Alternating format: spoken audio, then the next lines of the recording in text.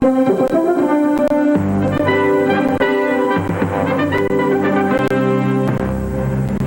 been called the mastermind behind the World Trade Center bombing, and he'll be arraigned this morning in a New York City courtroom.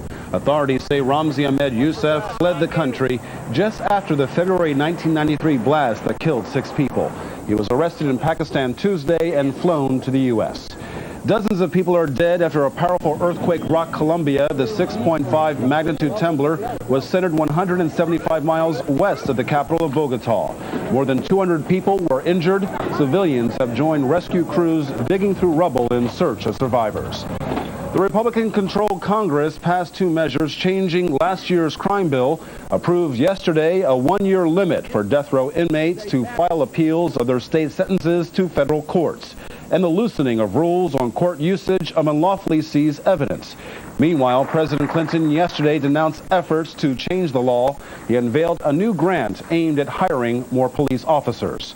And House Speaker Newt Gingrich is calling congressional intervention in the baseball strike a bad idea.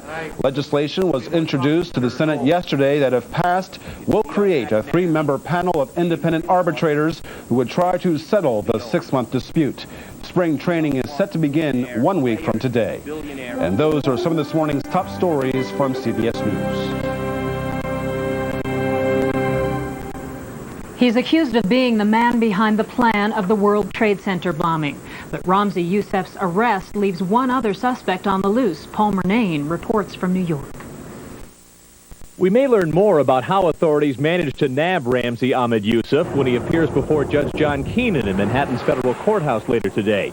Youssef, it's believed, slipped out of the U.S. in the hours after the February 1993 bombing of the World Trade Center, in which 6 people were killed. It's alleged he bought the chemicals and led the bomb plot.